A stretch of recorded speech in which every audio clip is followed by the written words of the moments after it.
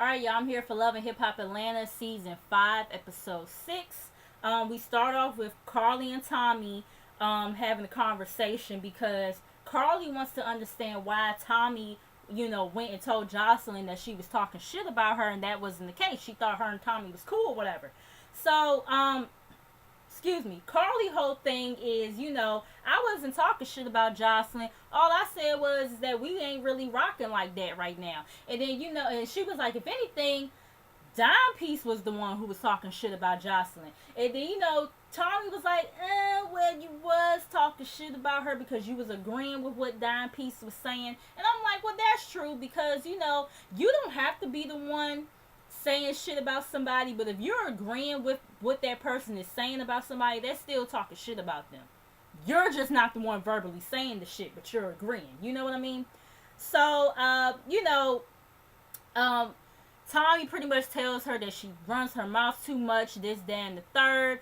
And then, Carly was like, oh, okay, I got you, bitch. She was like, she pretty much like, she pretty much is like, I had this information for Tommy or whatever about me and Scrap's little business meeting, but since she coming off at me like that or whatever, she like, nah, I ain't telling her a motherfucking thing. And, she's saying all of this to, in the confessional or whatever. But she tells Tommy, she was like, and I had some information for you too. But now I'm going to keep it to myself. And I'm pretty sure you will want to know what it is and this, that, and the third. And then Tommy, she just kind of looking unimpressed. She just kind of like, it ain't nothing that, ain't no information that Carly got that I really want. I was like, see, that's where you're wrong at. Because this information that she had, yeah, you would have wanted to know. I'm just saying. But moving on, Jocelyn and Dawn, they meet up to go house hunting for Jocelyn and Stevie. And so, Jocelyn was pretty much talking about how her and Stevie was staying in a hotel. And I'm like, I thought last week that they was in a penthouse. Did I miss something? I could have sworn last week she, said something about a penthouse.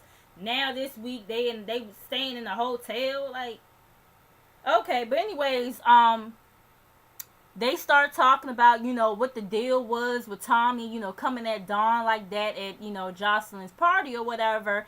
And, Dawn tells her that, her and, that Tommy and KK are close and everything. She, was like that, me and KK was locked up at the same time. It's just that, KK got out before her or whatever. She only did like 10 or 11 months or whatever. And, KK told her, when you get out, hit me up, this, that, and the third. Dawn was like that, they only hung out a few times or whatever, but she never heard from her again. Oh, and everything. And, Dawn was like, but trust, I don't have problems with Grandma KK. And I'm just like, well, Dawn, you ain't a spring chicken your goddamn self. I mean, I'm just be calling somebody, a grandma, like, you know what I mean? But anyways, what else happened? Jocelyn, she talks about Stevie not liking Dawn, how he's still stuck on the past or whatever. Dawn's like, look, we done moved past it. That was old. I'm over it. We're over it. We friends again, whatever. Jocelyn, she admits that it was her fault about her and Dawn falling out. I was like, Jocelyn is owning up to something? She admits that, it was her fault why her and Dawn fell out or whatever, because she wasn't, returning her calls and, she wasn't calling her this, that, and the third. But she was like, they done turned over a new leaf or whatever. Cool. Stevie, he pops up and everything, and he kind of startled because he didn't expect to see Dawn there and everything. And he's already having doubts about, moving in with Jocelyn any fucking way. And this kind of just put the icing on the cake for him a little bit, I guess. So, Stevie, he brings up the fact that, like, Dawn was talking all this cash money shit about how he was a junkie and how he ain't had no hit and all this other stuff. And, Dawn admits that she was pretty much wrong in the situation, too. She shouldn't have sat up there and put personal stuff out about Stevie and Jocelyn or whatever. And she should have just kept shit professional and everything. And then Jocelyn and Stevie, they get back on this whole contract BS or whatever, because Stevie is like, you sitting up here doing shit without me and all this other stuff. I'm like, what the fuck her going to look at a house with Dawn got to do with the motherfucking contract? I could see if you was saying like if it had something to do with y'all marriage, but you bringing up contracts and shit like her going looking at a house with Dawn got anything to do with her music? You know what I'm saying? I was just like, really, Stevie? Like, come on with that bullshit. So he like, remember, you gotta run. I'm your manager. You gotta run everything by me, ma. You know what I'm saying? Like, he being, going back on that pimp talk shit that he likes to do or whatever. And then Jocelyn, she just sitting there calm, and she was like, well, when you bring me my contract or whatever, this, then, the third, then I could take it to a lawyer so I could figure out how I could get out of this shit or whatever. And he was like, you must seem to forget everything goes through me and all this other stuff or whatever. And he pretty much walks out and everything. And, Jocelyn tells Dawn, like, she was like, I done told Stevie plenty of times, we don't have to work together business-wise. Like, we could just be husband and wife. But no, he just wants to have full control. And I'm like, yeah, I could see that, because it seems like when Stevie is not in control or whatever, then he wants to bring up that pimp talk bullshit. You know what I mean? But anyways, moving on, we get Carly and Scrappy Dappy Doo. They meet up at Carly's store or whatever, and she starts talking to him about doing a business deal, whatever, and she tells him about her record label, and he tells her, about his brother Sass or whatever, and she was like, that's cool and everything, and he talks about, the song I'm a dog, Roof or whatever, and she's like, well, are you a dog? And he's like, nah, not even. I was just like, nigga, wear that damn dog filter on Snapchat proudly, because you is a fucking dog, okay? I'm just saying. Wear that shit proudly, okay? But anyways, he talking about something, in order to cheat, you have to be in a committed relationship or whatever. And I was just like, well, the way you acting, you is acting like you in a committed relationship, but the fact that you leaving Tommy to believe that y'all are in a committed relationship, yeah, that you're still cheating. You know what I mean? Like, if Tommy thinks that y'all in a committed relationship and you led her to believe that, then yeah, you are cheating. But anyways, he starts asking her about Life Jennings, and she tells us that, Life ain't been responding to her, and that he pretty much, kind of bailed on her ever since the whole Playboy shoot or whatever. And she starts talking about her Playboy radio show and how she would love to have him up there, this, that, and the third. And she starts asking him all these sexual questions or whatever, and then next thing you know, they start kissing or whatever, and then he puts her up on the counter and they start kissing more. And boy, did that get her old hot draws hot and bothered. Moving on. We get Jocelyn and K. Michelle. Jocelyn, she shows up to K. Michelle's new house or whatever. Kay's butler answers the door and gives Jocelyn like a scavenger hunt to look for Kay and everything. And I was just like, really, Kay? Like, this is what we're doing here? Like, this is a motherfucking Easter egg hunt or some shit, looking for clues? Or, like, girl, go head on with that bullshit. So, Jocelyn, she finally finds Kay or whatever. Kay tells her she has an 8-bedroom, and if she's back in Atlanta, the stunt and all this other stuff. I'm like, oh, Lord, she on this same shit Jocelyn on. You know what I'm saying? And, I think, did Jocelyn say something about them having sex on the sofa? I was like, girl. And then, I wouldn't be surprised if her and K. Michelle done already did some stuff, because the way they be acting with one another, and haven't they kissed in the mouth before? Like, yeah, so, Kay had said something about, running it by Stevie or whatever, something like that she said. She brought up Stevie, and then that's when, Jocelyn pretty much tells her about the situation with Stevie, and, how they're now on the same page, and, how how she has to, you know, do her and all this other stuff. Like, she back on that shit again. I have to do me. Okay, we'll see how long that lasts. But then again, I don't know. I remember she was on Wendy Williams. She said they've been separated for 6 months now. Whatever. Who cares? Anyways, moving on. Um, Kay, you know, she pretty much tells Jocelyn that she let folk run her out of Atlanta or whatever. And, you know, Jocelyn was like, no, I don't think you necessarily let folk run you out or whatever. Or, I don't feel like you was necessarily hiding or whatever, this, that, and the third. And now she decides she wants to have a listening party and she wants to invite everyone. And then, you know, that's when Jocelyn says that, you know, they think just alike or whatever. Like, you know, we both are above the bullshit. And, you know, we can show these girls that we can mature and have fun and be about success and all this stuff. I was like, no. If anything, the both of y'all are on some immature bullshit by trying to invite these girls to y'all shit, trying to stir up some motherfucking controversy. That's what the fuck y'all trying to do, okay? It ain't nothing mature about that. Anyways, so Jocelyn, no, I'm sorry. I can't remember who brought up Carly Red, whether it was K. Michelle or whether it was K. Michelle or Jocelyn. One of them brought up Carly Red, and, you know, Kay was like, you know, she told me you was trying to blackmail her or whatever.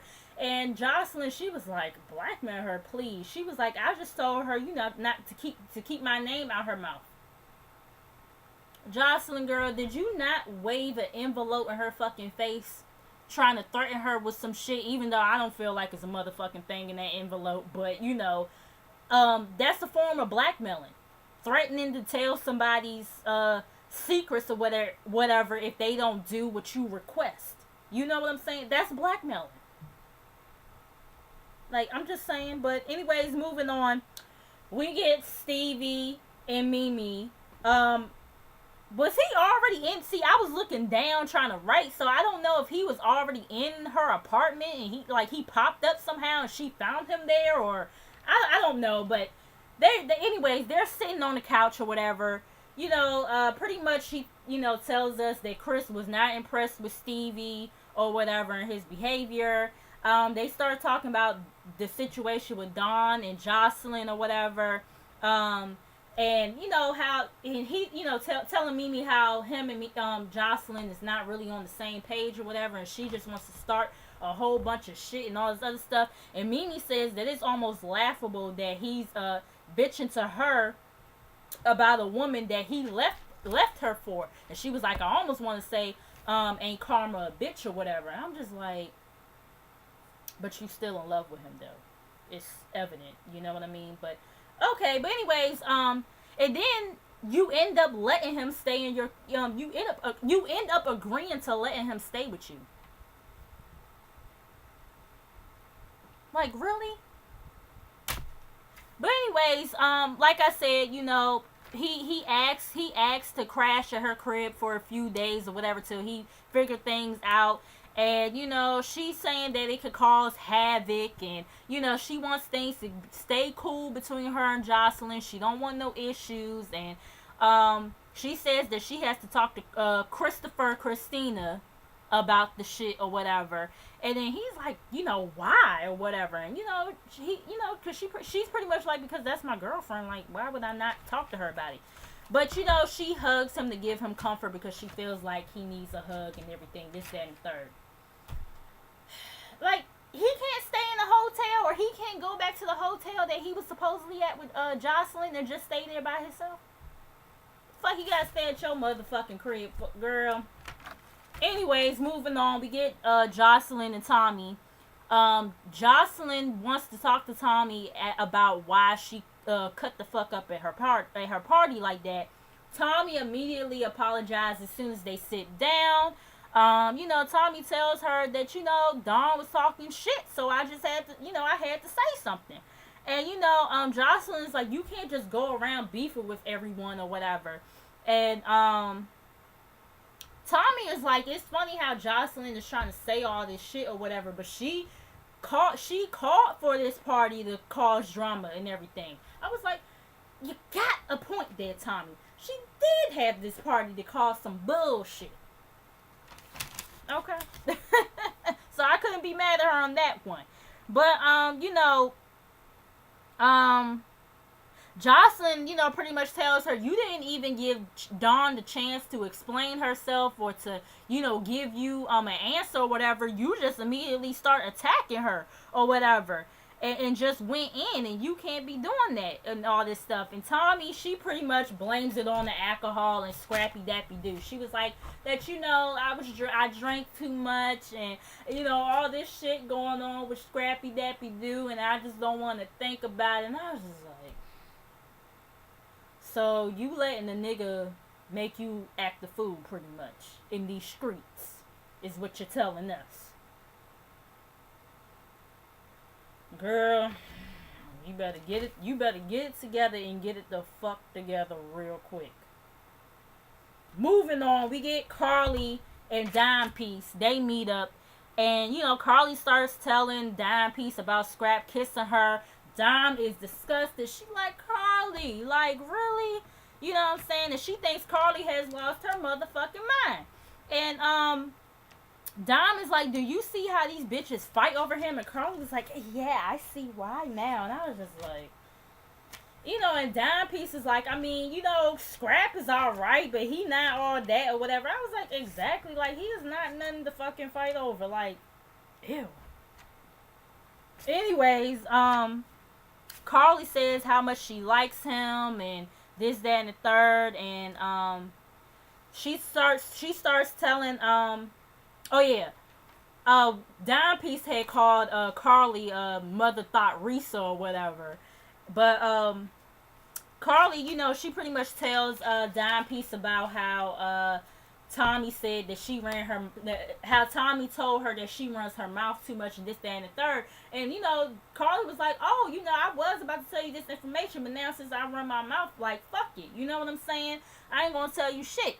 And so, Dime, she, while Dime's dropping all this knowledge and shit, and she done got herself caught up in some bullshit because now she supposedly, she tells, Carly that, little Scrappy, was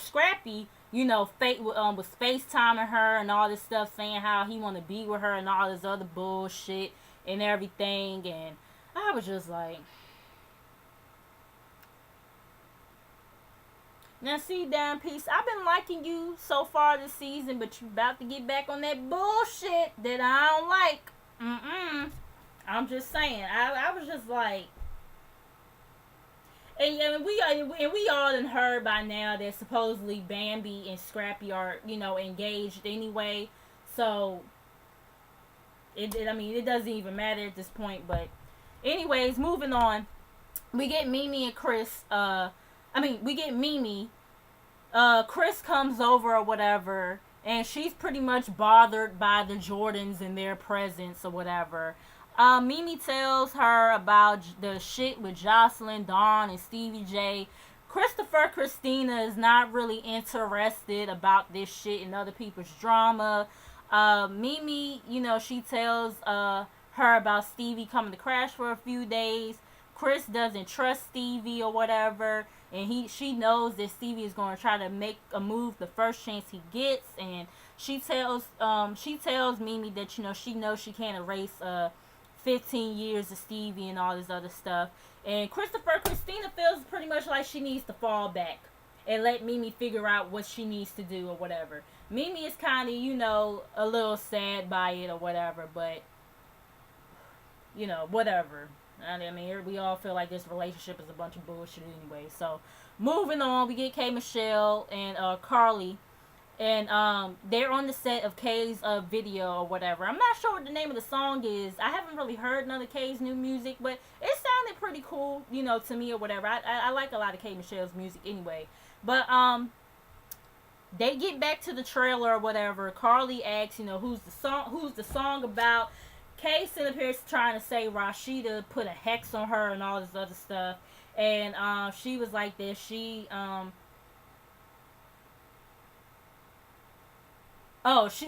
Michelle, I'm sorry, I was trying to read my own damn handwriting or whatever. But, Kay saying, she tells Carly that she's back or whatever, and that bitch has been eating now laters since she been gone, and she on her third album. I was like, ooh. I was like, damn, that was kind of cute, Kay. That was kind of cute. But you know, she tells that she wants to invite everybody and everything pretty much, and Carly had asked her about Dime and everything, and Kay calls Dime trash or whatever, and I'm just like, boy, Carly, she's kind of confused, and I'm confused too. I'm like, wait a minute now, won't you and Dime Piece friends? Like, what did she do to you? I was like, damn, But anyways, and you calling her trash, but Jocelyn is any better? Like, Jocelyn ain't gonna be stirring some shit. But anyways, once again, Kay wants to stunt or whatever, and I don't understand why she feels like she has to do all of this. Like, Kay, you done already made it and everything. Why are you trying to further prove anything to these girls?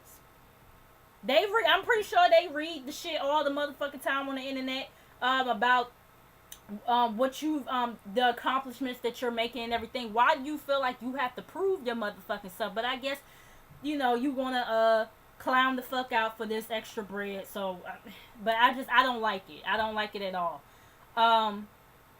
So she gives Carly the invitations for all the girls or whatever. The last scene of the night. It's all the girls minus Tammy. They get together for Mimi's and of course mine is Jocelyn, I guess, but I don't really include her when I say the girls, you know what I mean? But Mimi pretty much is not trying to focus on her breakup with Chris or whatever. It's her and Arian's birthday party. Carly lets them know that Kay is back, and they all don't really look too thrilled and everything. Mimi brings up everything that Kay did or whatever. I was like, but she was right about that situation with Nico. I'm just saying.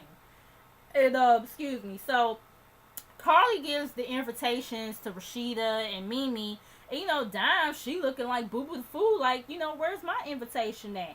And Carly was like, well, that's all the invitations I have and everything. And Dime is like, damn, like, I thought we was cool and all this other stuff. Like, I don't know what happened and everything. And Mimi, she was like, well, you can have my invitation or whatever. So she hands it over to Dime. Dime rips it up or whatever. The Bam shows up with the dude Chaz and everything. And Rashida and Dime Piece going over there being messy and shit. And Dime Piece talking about something. She's surprised, saying she thought her and Scrappy was together. That would explain why, like, he's been all up on my FaceTime and all this other stuff.